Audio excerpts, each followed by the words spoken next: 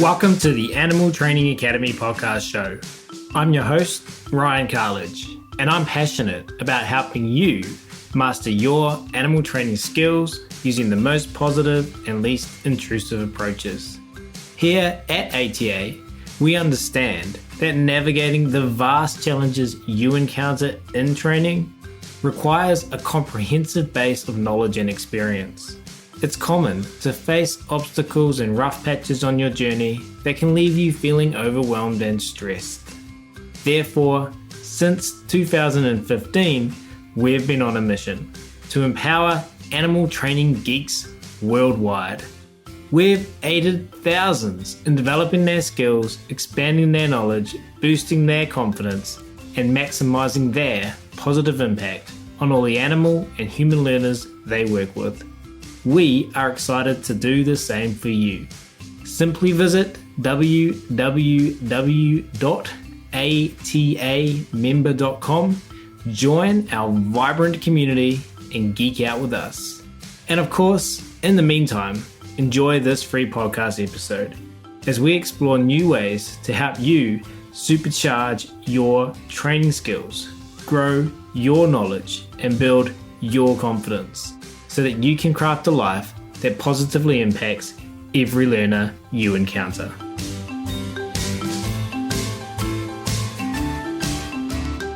I will start today's episode where I'm thrilled to welcome back to the ATA podcast show the wonderful Laurie Stevens, a practitioner whose work and voice has been pivotal in our community for so many years. Laurie has consistently been a leading educator on a critical concept that an animal's physical state, their movement and posture, is a crucial variable that directly influences behavior and well-being. This philosophy is perfectly embodied in her creation, the balance harness, which has become a favorite piece of equipment for so many of us. And 2025 marks a new milestone in Laurie's career. And we're so grateful for this opportunity to have her back on the show today to discuss her incredible journey and lasting impact. Laurie, welcome back to the ATA podcast show. Well, that was such a nice intro.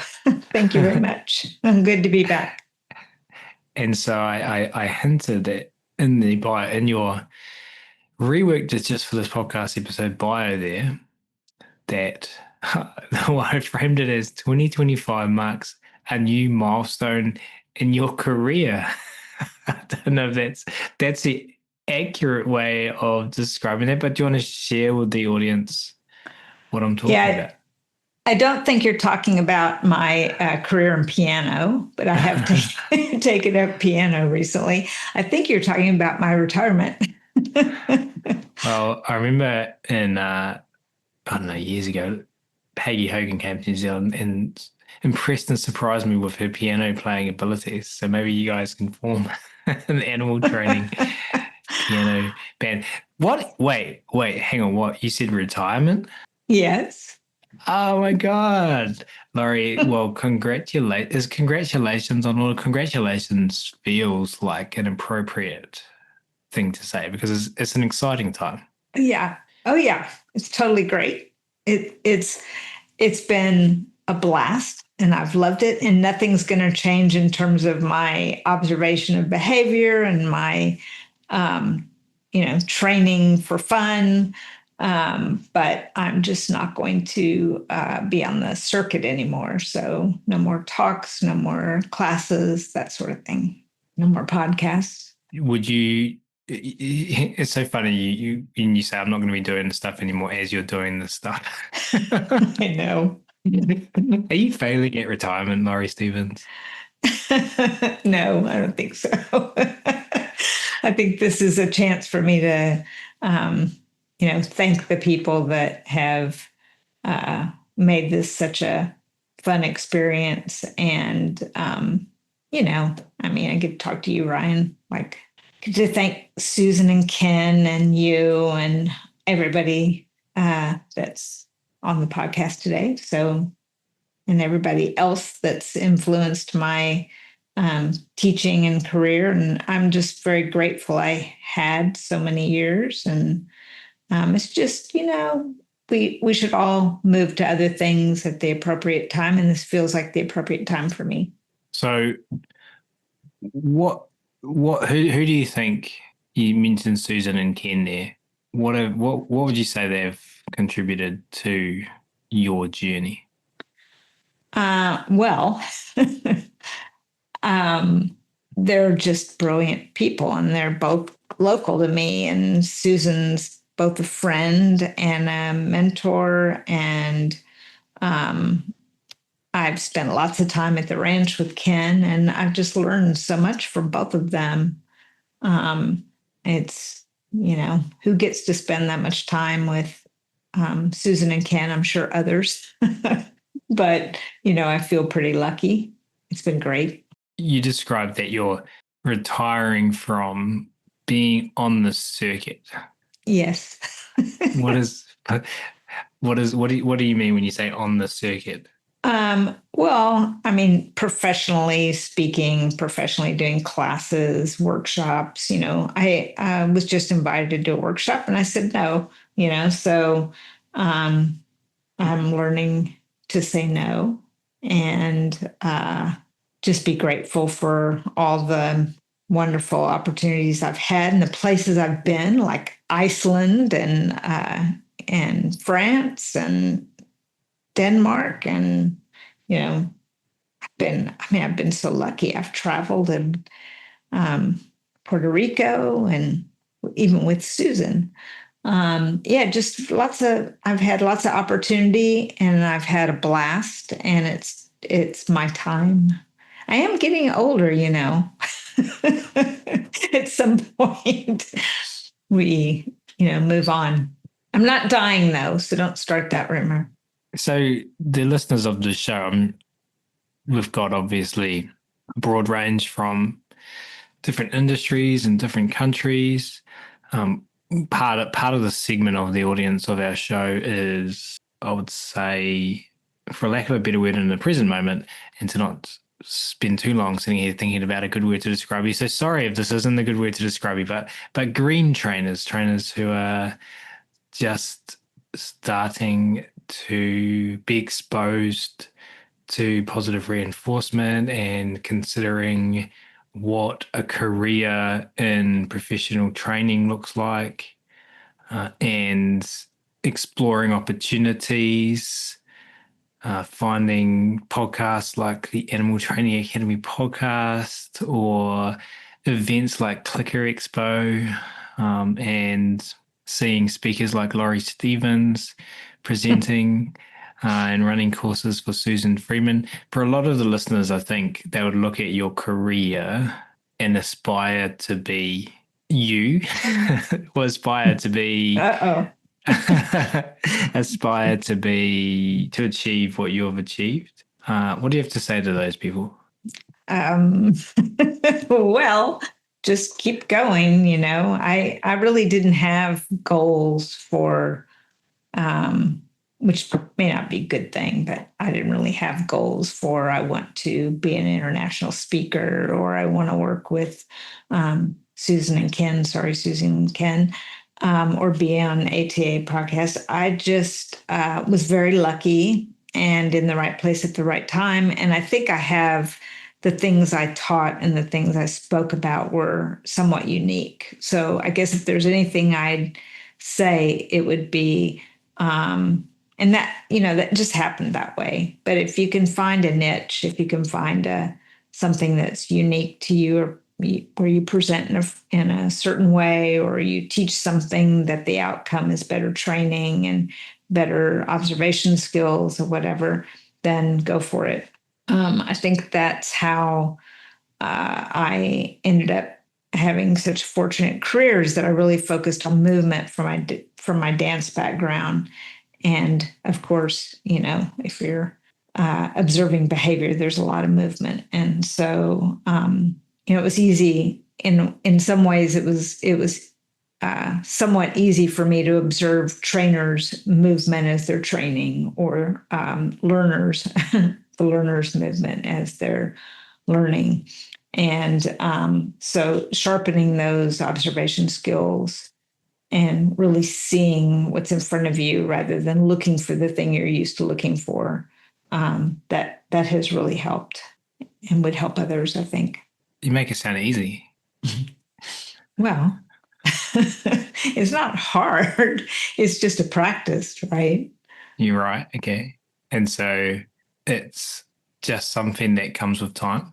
Yeah, in my courses that I no longer teach, but in those, we focused a lot on observation because the way the weight shifts, or where your hand is, or where your treat pouch is, or where you're looking, or how close you are to your learner, how far away, how are you in an angle?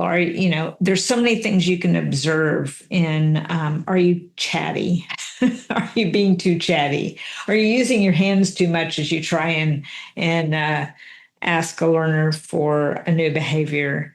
Can you be quiet in your body and ask more subtly? And there's so many things that you can do and think about as trainers and behavior consultants.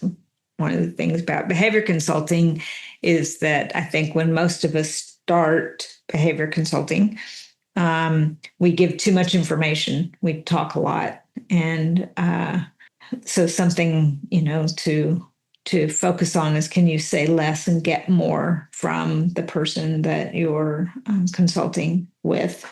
And that was something that took me a while to get. But when I got it, I had more success because you don't want people to leave the consulting hour or 2 hours, however long you're with them, being overwhelmed with, now what do I focus on? So always being clear and leaving them with clear things to think about or practice was always a goal.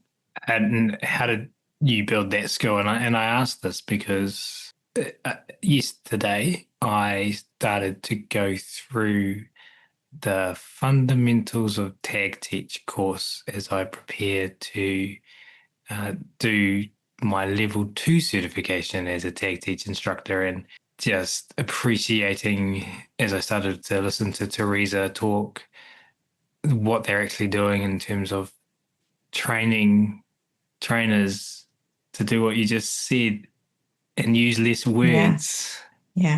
How did you learn that? Yeah. How did I? Yeah, how did you? I'm really not sure where that came from.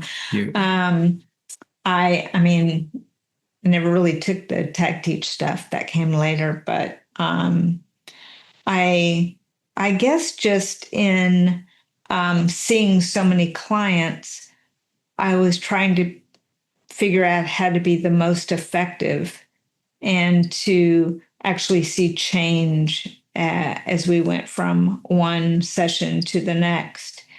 And I wanted to make sure that they were clear that they had, one or two things to work on or to think about and work on for the week or 2 weeks, however long was between our sessions.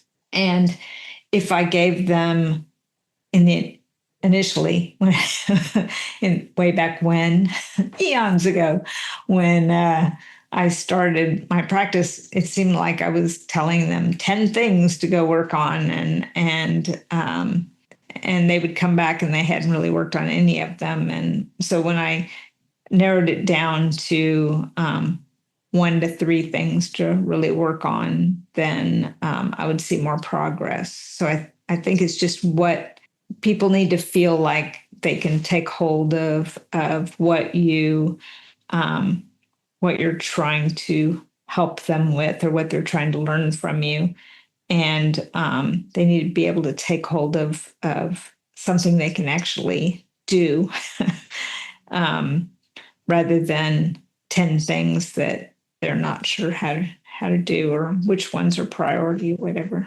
As I ask you how you learned that, and your first response was to glance your eyes up to the side and go, how did I learn that? It made me reflect on the possibility I think I say that in a unconfident way when I should be confident in saying you learned that because your environment shaped you to behave in that way because of the consequences you got from doing X behavior versus doing Y behavior. And isn't it interesting to have the science of learning shape our behavior and still be Sure. like, hang on, how did I learn that? Sure. Absolutely.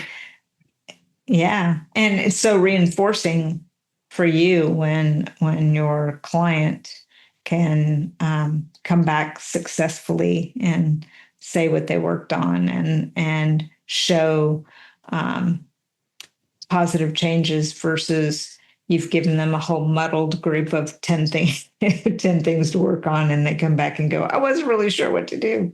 So a lot less reinforcing. um, so you kind of, I guess it was long enough ago for me that I kind of had to figure that out for myself. But it's worth really focusing on that and not overwhelming with information, because we have so much information we can impart, right? And so holding ourselves back and thinking about what our learner will get the most from. What are the 1 to 3 things that will help them the most and that they can latch on to and make progress? As you're talking, I had this memory run through my mind, which is one that I share often.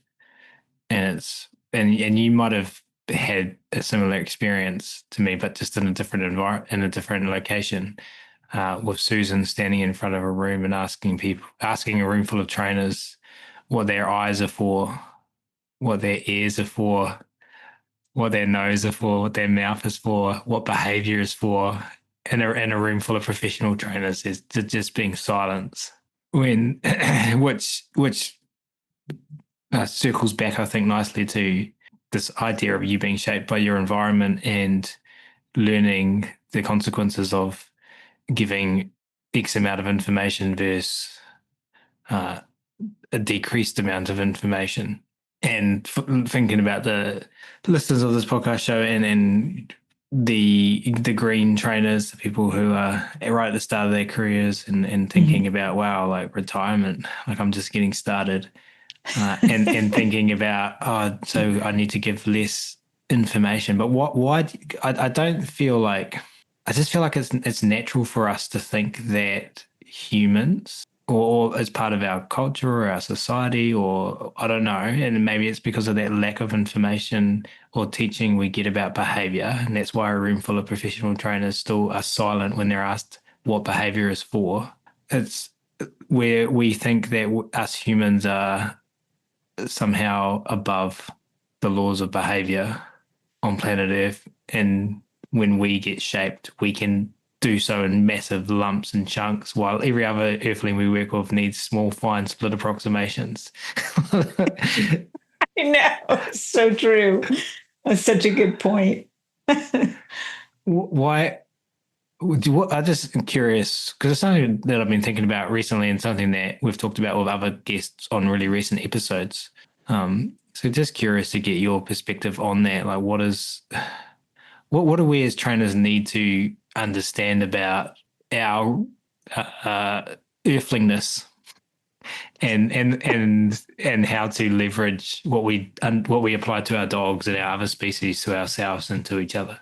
Yeah. I mean, I really, really think that we can talk too much, and we need to slow down, and we need to be as concise and precise as possible. And I think one of the things that happens when we give too much information or too many things to work on, we lose some of that conciseness and preciseness. Never described it this way before. I don't know if it's working. It's catchy, and so let's tease apart the difference between conciseness and preciseness. Okay.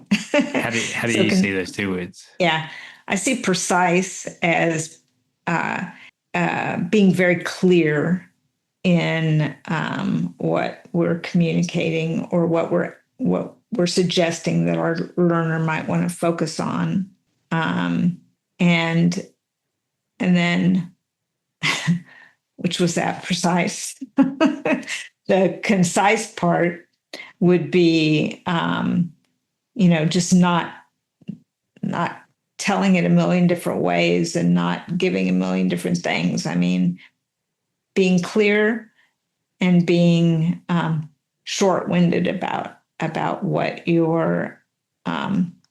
they can work on.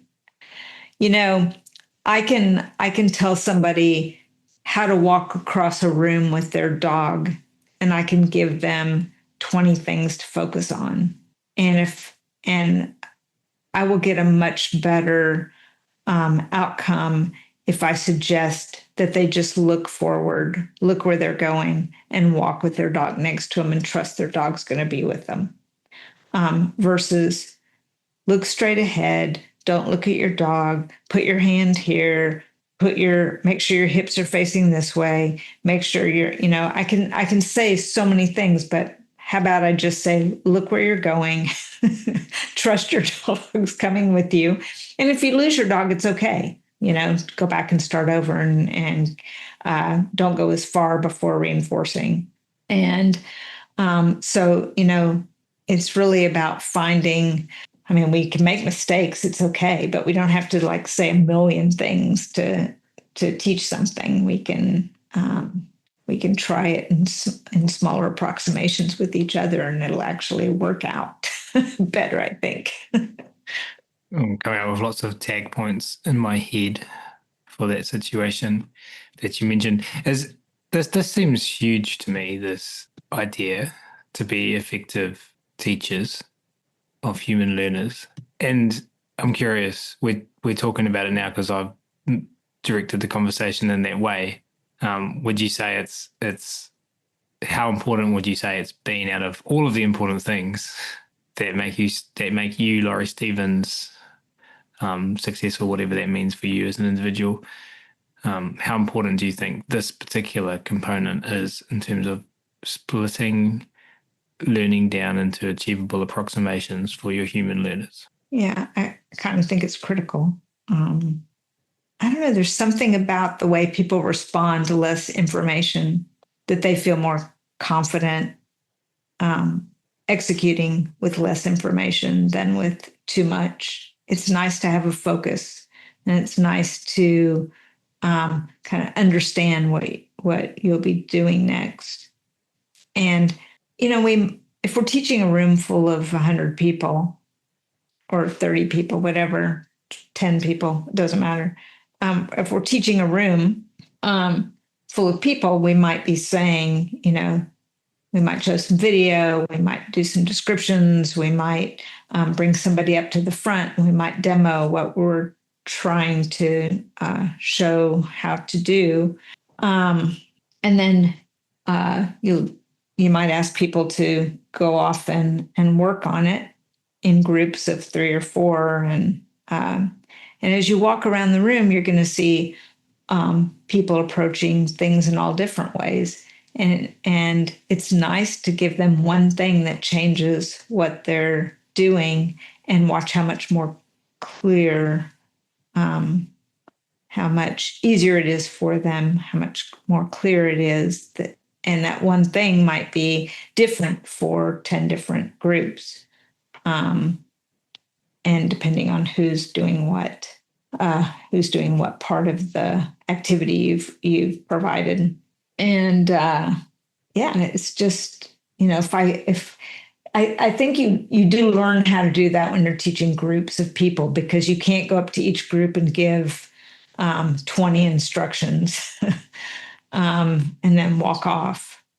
But I think I learned it with individuals, right? Because it was clear that individuals couldn't get 20 different pieces of information, that it was easier if you kept it to 3 or less. And I'm sure I'm not the only one that says 3 or less, but I don't know who else says it. But maybe Susan does. I don't know. If you just give too many things and it's too much, you don't know what to focus on. If you give 1 to 3 things, then people can more easily prioritize. And they still might ask, what do I prioritize? That's fine. You might say, work on these 3 things, start with this. And if you don't feel comfortable moving to the second thing, don't, in the time you have to work on it. Or say where you got stuck, whatever. Yeah, I think there's some, and I don't know the science, so pay attention, listen to when I say I think. This is just what Ryan thinks. It's not a quote of what's in the actual literature, but I think it's like 5's like the max that the average person, like options can process, or steps in a plan that in a new plan they can process. So again, yeah, I don't know where the literature is about that, but I operate off that principle anyway. They're like 5 is like the maximum, and generally I want 3. Yeah, and if I say 1 to 3, that 1 comes in more in I would say workshops, or if you're sending somebody off for a week, you can say work on this first, then this, then this. And I typically wouldn't, at first would give them 5 to 10 things, way back when. And then I just kept shrinking that. And I felt like the outcomes were better the more I shrank the number, the more the number dwindled down to 1 to 3. And when it really depends on the learner. 1 is not a bad number. If the thing the one thing they can improve is going to make a big difference, that's the one thing they should work on. I would say that it would be life-changing. And I don't want to minimize what I'm saying, because if you think about it, if I came to a class of yours, right, and got my dog with me, and I'm 41 years old, and I've got 41 years of learning history for doing whatever thing that I'm doing with my dog in that moment in time, and you give me one thing to change that helps me contact reinforcement, that now means that in this context, with this, with the cues that I have in my environment, I'm now going to do something different, which is going to allow me to contact reinforcement that we hope I generalize to new contexts. Like, that is life-changing. And I'm going to live like another, hopefully, fingers crossed, like 40 years or something. Like, that's 40 years that you've just changed my life. You've now given me a new skill to apply to contact reinforcement. You've increased my skill base, my repertoire to contact reinforcement. I mean, I think it's easy to maybe minimize, it's just one thing, it's not enough. But really, it's life-changing. It depends on what it is. But of course, if I can't tell you how many clients came in my house, in my practice down in the basement, over the years with their treat pouches at the nose level of their dog, open, full of smelly treats. And just, the repositioning of that, the changing of where the reinforcers are and how to access was huge. So, it can be one thing. It can be the one thing of looking where you're going. It can be the one thing of not pulling on your dog's lead. I don't know. I mean, there's a lot of one things, but there's a lot of single things that make a big difference. So, sorry, you go. I was just going to say what reinforcers you use. I mean, I could go on and on, but sometimes people would come in with their dog's kibble as reinforcers, and I'd let that go on a while, and then I go, let's just try this reinforcer, which might be too high value, or it might be just high enough value to get a more enthusiastic learner. So many things. So that was like a great example that where the dog's pouches and what smells are coming from that dog's pouch. Um, and you said, I said it could be life changing. You said it depends what it is. I'm gonna push back and say, does it? Because like, even if it's not like as obvious, if it's like, so like I like used to read like a lot of books that would be labeled self help, right? And then I would just think like, well, like this is in my early 20s. And I was like, well, if I take one thing away from this book that I use for the rest of my life, that is huge. So, and books are like, I mean, they're written as generic information, so you got to look for the thing that's like really relevant for you. Mm-hmm. So an example is I listened to some audiobooks back then from Anthony Robbins, and he installed in me just the one idea of having an attitude of gratitude in your life. And gratitude's changed my life. And like he made a suggestion to like spend um intent during the day for a set period of time on focusing on that, which I did. And it's just like one thing, but like it's changed the course of my life, I would say. Wow, that's great. And so does it depend? Does it depend what it is? Like if you so there are some variables I would say. Like you'd have to make the one thing that you suggest actually able to help this learner make contact with a specific reinforcer that's reinforcing for them. But if you can Mm-hmm. do that, if you can be like, do this thing and you get reinforcement from that, I mean, their behavior is going to, by definition, increase in frequency. So therefore, you have changed their life. I guess so. I mean, I guess we're always changing our lives by that Yeah, yeah, yeah. definition, right?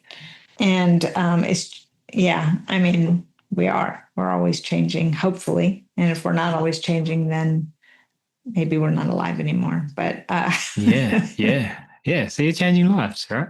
we're changing ourselves and therefore changing our lives. If we take something in to our practice, then we're changing our lives. And as you were talking earlier, I had this idea of the curse of knowledge like flitter through my neurons, some neuron fired somewhere in my brain, which had to do with the curse of knowledge and how when we know so many things, we forget how um, revelationary or just new information might be to someone who doesn't know that information.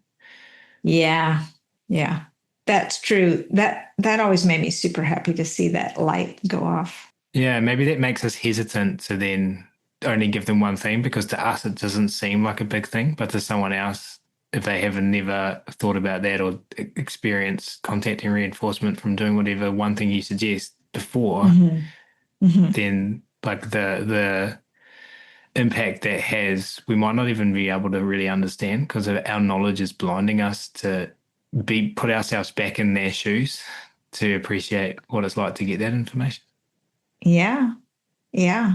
I mean, I suppose that the longer we're in this field and the more information and flexibility, different ways of doing the same thing depending on what's in front of us at the time, all of that is wrapped up in loads of little bits of knowledge that maybe that the learner doesn't have. And so when we might give them, two or three things and that really might have a huge impact because now they have that to go forward with.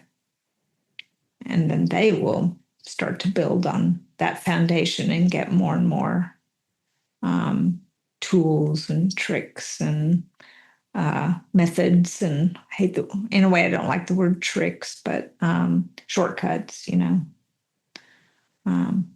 to getting with the behavior they're hoping for, changing the behavior in themselves.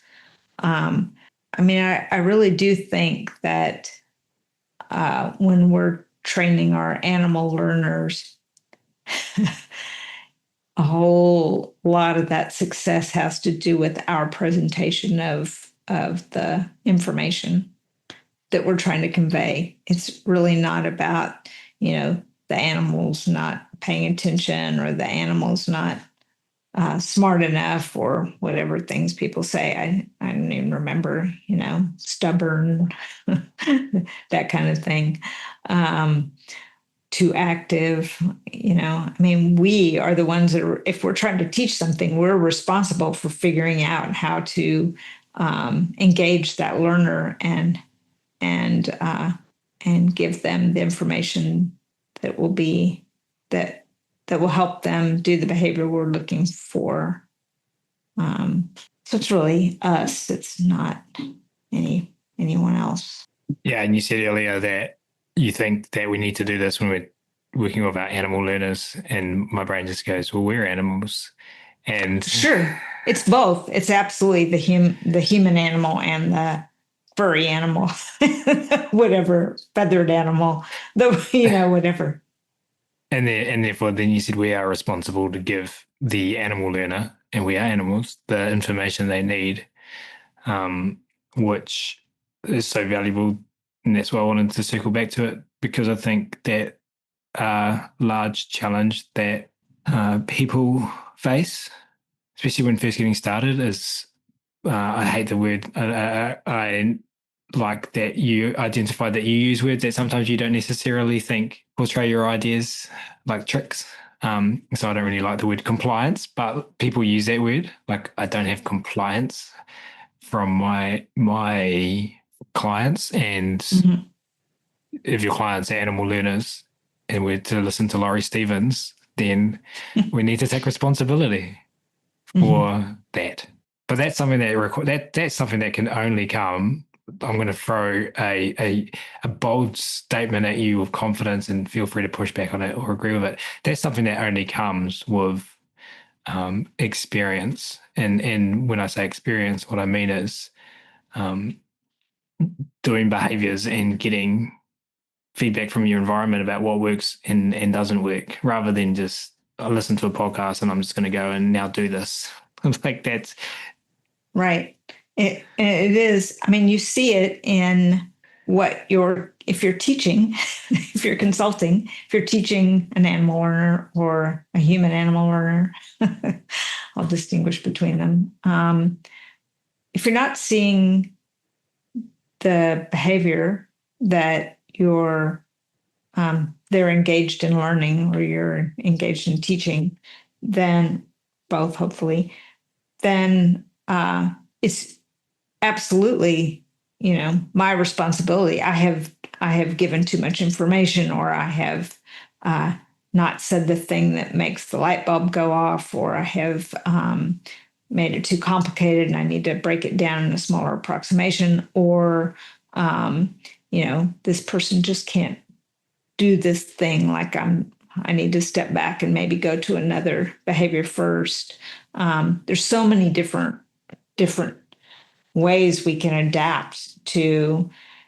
I don't mean to make it sound, overly complex, but there's more than one thing we can change to make, to help our learner grab on to what we're trying to tell them or show them. And so simplifying and maybe showing them. I think another part of this that we're leaving out is that it isn't just words. We might show them on video, or we may show them, we might talk about it. We might show them in a couple of different ways what we mean. And that could include video, or working with their animal, or our animal, whatever. It might be they have a particular way they learn best. And so we have to find that as well. Might have to write out instructions for them. People do learn differently. So you could ask them how, we might ask them, how do you learn best? What do you like to see? I remember having one particular client who really only wanted me to work with her animal, and she didn't really feel comfortable doing the exercises herself in front of me. I only had one person like that, but um, I often wondered, was that effective? Were they able to um, go home and practice that? And I don't know. I don't really know. I hope so. Yeah, it's interesting. I mean, I'm thinking like they wouldn't have like they would have gone home without any actual repetitions of what you needed. Mm-hmm. So it would Mm-hmm. have been practicing that, and as you said, with the dog moving forward or walking with the person across the room, example, like you might give the instruction like look forward, and for an individual learner, that might not be the thing that's important, and you might need to give them one other simple small instruction. Um, but like because there's so many Like get parts. your hand out of your treat pouch. Yeah, or like relate, or like bring your hand down to your side of the leash. Like if there's someone who's for whatever reason has learned that they hold the leash quite tight the whole time. For example, I don't know. Um, and so there's all these like little parts that this person would go home with, and they might have gone home and nailed it. Like we don't know that. But I can just imagine there's so many individual variations on all of the individual behaviors required to do whatever you taught them to do that could be different for that person. That meant that they might not be able to contact reinforcement because they just don't have some little tiny bit right, Mm-hmm. or they might have nailed Yeah. it. Um, Or but they might have nailed it. but it reminded me of Tay Teach again as you were saying that, and one of the things that I took away from doing level one certification in tag teach that 3 years of practice I had been leaving out was getting the learner to tag you to click you. So if you're like, okay, I need you to look forward as you walk across the room, then give the clicker to the learner, the human learner, and go, you need to click me when I'm Mm-hmm. looking forward, Yeah. Yeah. as a way to kind of test That's, their understanding. yes, that's lovely and effective, I imagine. Yeah, well, I think it's paired with first I'm going to show you what that looks like. Mm-hmm. I'm going to give you instructions, give you a tag point, look forward, show you what Mm-hmm. that looks like, then get you to tag me, Mm-hmm. make sure you understand it, make sure and then I can assess in that point, like are you clicking at the right point in time? And then I'm going to tag you once we have that. I'm knowing that I'm saying all of this in a podcast episode, and some listeners might be going, "What the hell is tag teach?" Well, maybe you should take a moment. So there are previous episodes on in the ATA library on Tag Teach with Teresa McEwen and both Joan Orr as well, one of the other founders of Tag Teach. But in one sentence, it's using a clicker with a human and narrowing down and simplifying, shortening instructions.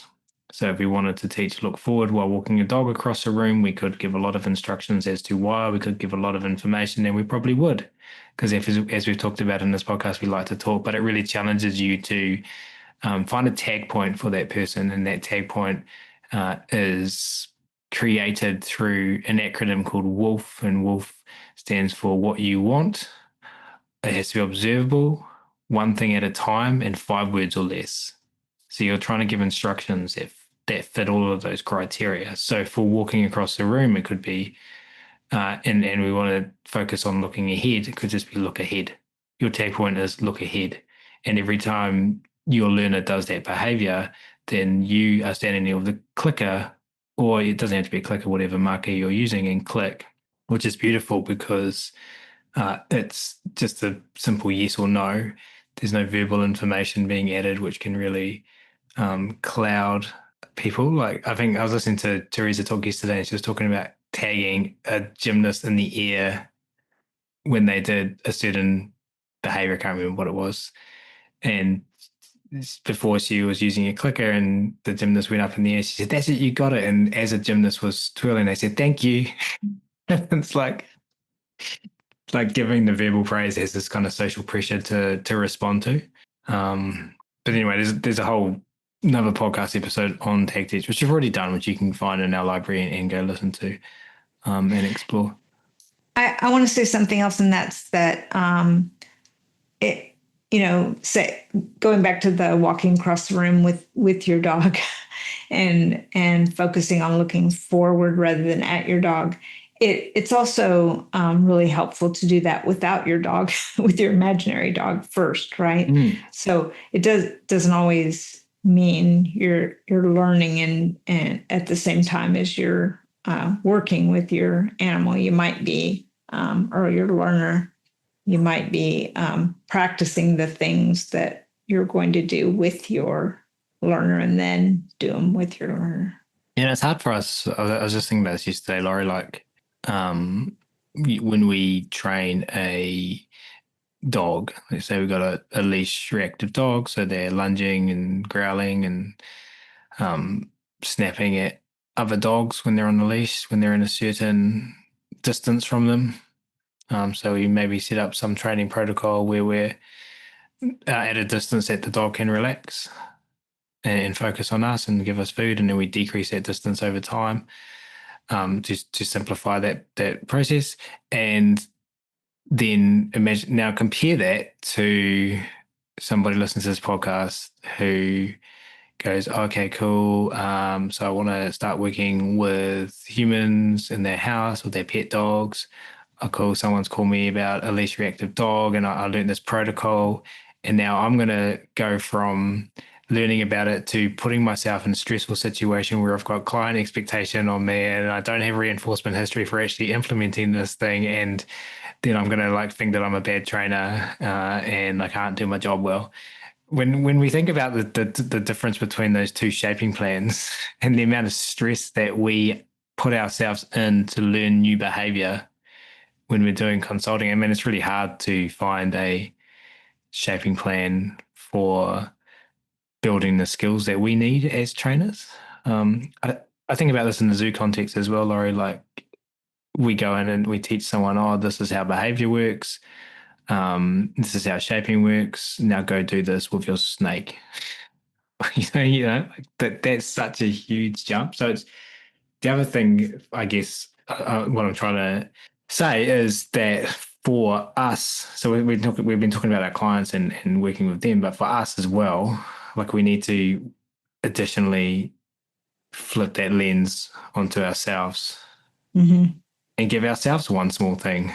Okay, cool. So we go work with this aggressive dog or reactive dog case. But next time we go into a similar situation, like what is a small approximation that we can give ourselves? Yeah. So one thing I figured out, the one small approximation I added to working with leash reactivity, for example, is taking video as we went for a walk out in front of where there could be other dogs, and not putting the client in a bad situation. If it looked like there was going to be a problem, then we would cut and move. But being able to take video of them actually working on the things you've said and then coming back in and watching the video together and talking about it was a nice way of not just yelling one instruction after another, walking down the street or trying to give them a whole bunch memorized, right? Let's just I'll give you a few things. Let's go put it in action. I'll take video and then we'll discuss it on video, and the video is yours. You can go back and look at it, and then let's do it again with a couple of changes or a change, and then we do it again. And I found that pretty effective. So that was something I changed, and that's that I incorporated more video of them doing the thing and then talking about it together and making the next approximation. Love it. Super helpful. In the interest of time, there is one other thing that I just wanted to push back on that you've said. Good. I love that. Bring it on. And if you were to believe what Laurie Stevens has told you today, the listener, you would believe that she is where she is, and her career went where her career went because of luck. Because Laurie Stevens said lots of time at the start of this podcast, oh, I guess I was lucky. I was so lucky. I was fortunate. And I'm going to push back on that, Laurie. And I'm going to give you a personal example as to one reason why I'm pushing back on that. And that is, I remember getting a messenger message years and years and years ago. It must have been like 2018, 2019 from you. And it was something along the lines of, why have I not been on the ATA podcast show yet? And I was What's your problem? I was like, who is this person? And then, and I was like, that's not the actions of someone who's just got where they are because of luck. Because if you're the yeah, I'm pushing back on it. I'm pushing back on it. I think if the listeners of this show, they're green, they're like, okay, cool. So all I have to do based on what Laurie Stevens says is just wait and luck and things will come to me. You know, I don't have to go and ask people for things. I don't have to try and go get what I want because I just wait here and people will come and knock on my door and be like, hey, I think you're awesome. And I'm going to give you these amazing opportunities. Because that's just not going to happen for people, I don't think. But I have to say, you are pretty much the only person that I recall doing that with. Like, I didn't go to Ken and go, when are you going to have me at Clicker Expo? I didn't go, let me put that on record. Can you imagine? No, I cannot. Right. So how did you come to talk at Clicker Expo? I will actually tell you that story. This is what I think. I don't know if Ken is going to agree, but I think he would.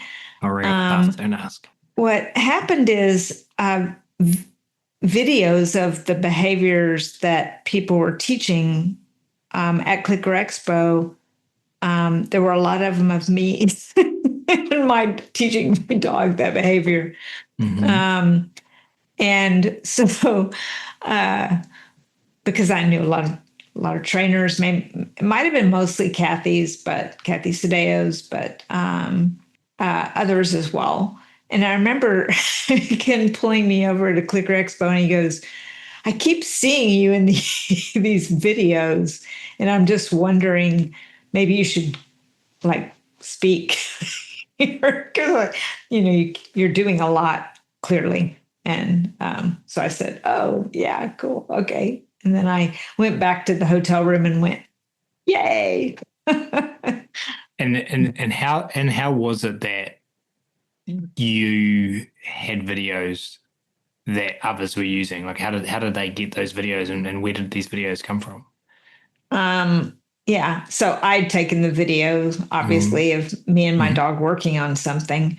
And I had posted them on Facebook, or somebody would write and say, "Does anybody have a video?" You know how people do. "Does anybody have a video on how to do this or doing this?" And so I'd send the video. Here's one. So I just used to film everything because that's how I learned. So video is your friend. And gosh, I can't tell you how many people said to me, "I can't stand seeing myself on video." Well, get used to it if you want to continue learning about yourself, because it's a really great tool for learning what you're doing during training. So two things.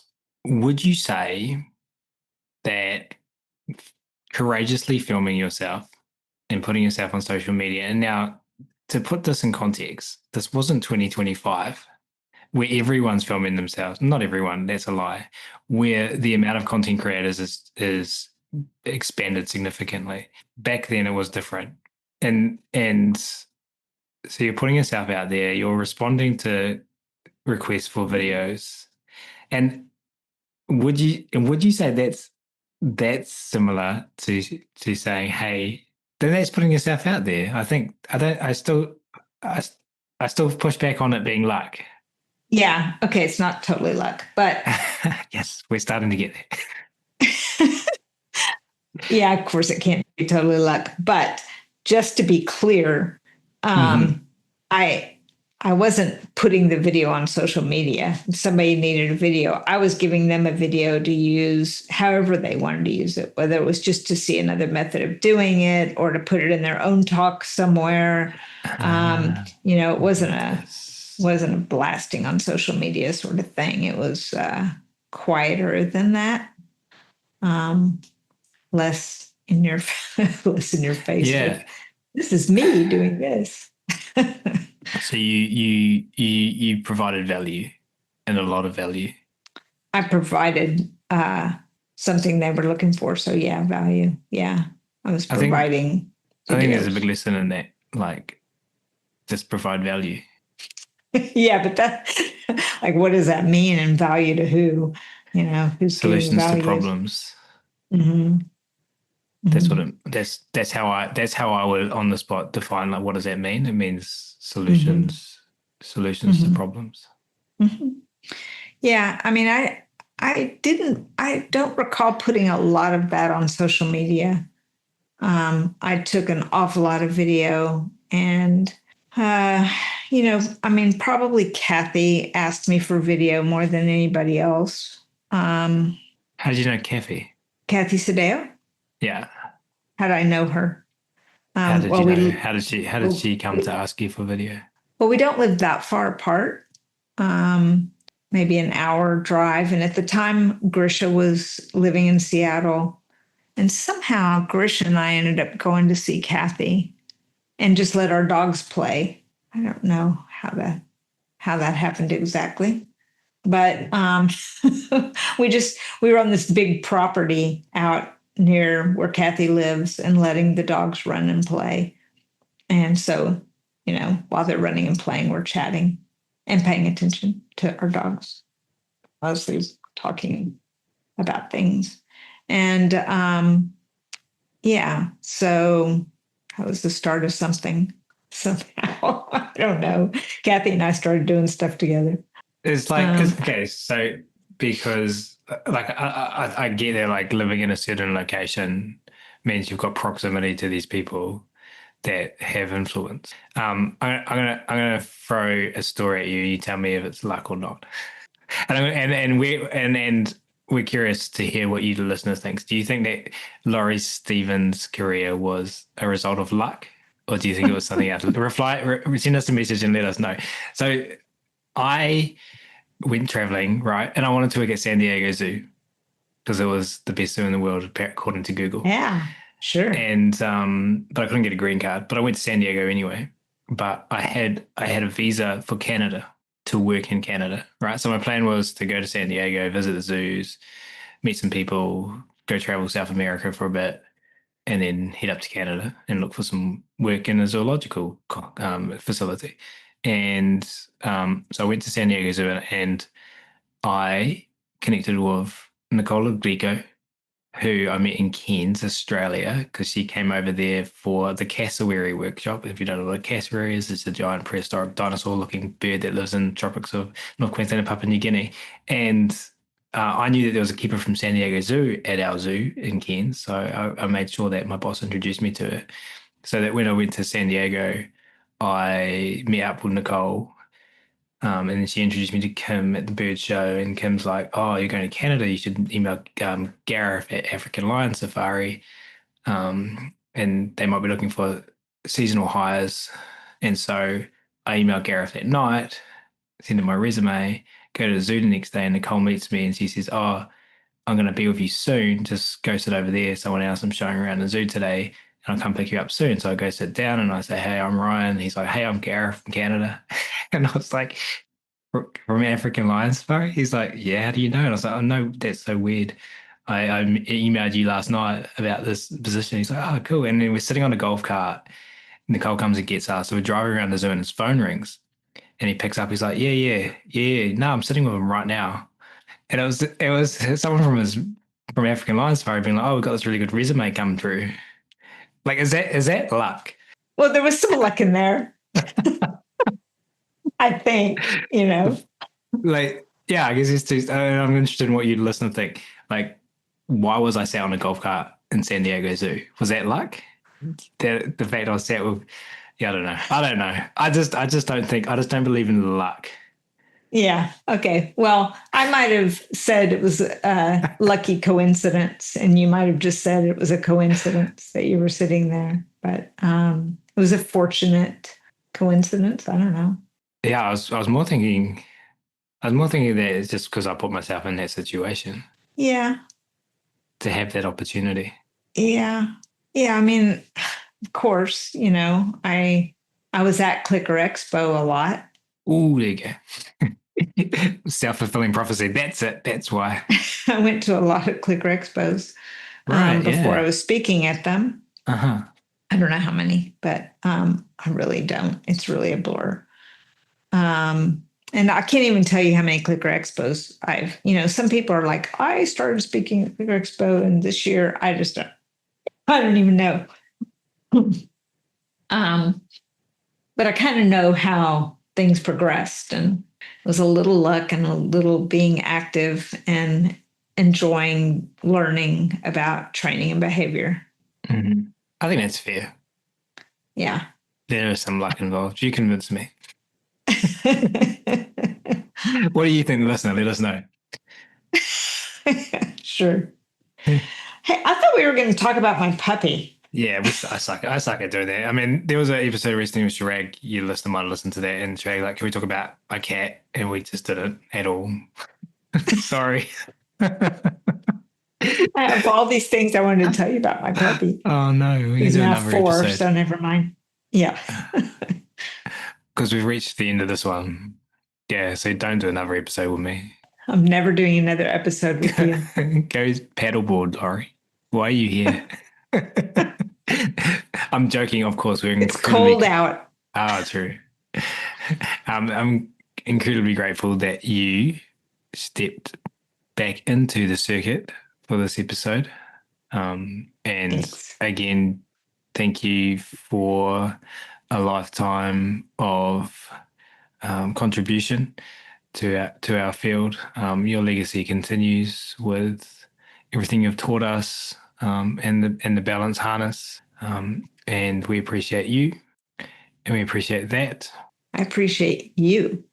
I really do. I told you that. I said Ken, Susan, and you. I mean, to be lumped in that company is amazing. I've made it. I can now retire. Just don't have That's enough money. Right. Yeah, money's kind of part of it. I can't. But no, seriously, this isn't about me. This is about you, and ensuring that we pay tribute to the contribution that you made here within Animal Training Academy and the wider community, and all of the ripples you've created. Because think about all of the learners that have learned from you, and then what they've learned, they've gone out and shared with others, and then all of the dogs that have been impacted by that, and all the other species. It's impossible to fully grasp the impact of our work, but I would dare say you've left a huge ripple around the globe with everything you've done. So thanks for putting yourself out there. Thank you so much. It's so hard to focus on what you're saying because your adorable little dog, Phoebe, is looking up at you adoringly as you're speaking. And I'm just like, I want to take that little dog and bring it through the screen. Are you doing those cues that mean that you're about to finish and we might be getting up and doing something fun? But thank you very much. I did hear you. And thank you so much for listening as well. This is your host, Ryan Cartlidge, signing off from this episode of the Animal Training Academy podcast show. We hope today's conversation inspired you and equipped you with new tools for your trainer's toolbox. Remember, every challenge in training is an opportunity to learn and sharpen your animal training geekery. Embrace the rough patches, learn from them, and keep improving. And don't forget, the path to growing your skills and expanding your knowledge continues beyond this episode. Visit www.atamember.com to join our supportive membership, where you will find a community of trainers just like you. Together, we're making a huge positive difference in the lives of animal and human learners worldwide. Until next time, keep honing your skills, stay awesome, and remember, every interaction with an animal or human learner is your opportunity to create ripples. We're here cheering you on every step of the way. See you at the next episode.